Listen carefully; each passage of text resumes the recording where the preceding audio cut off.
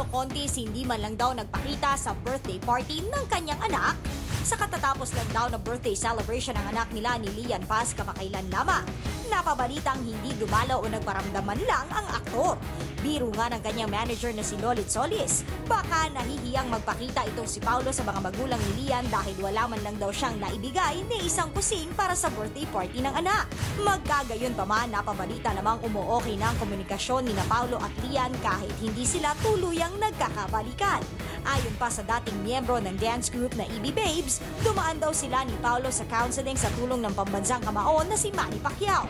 Sa katunayan, lagi raw ipinapaalala sa kanila ni Pacman na mag-asawa raw sila kahit ano pa ang mangyari.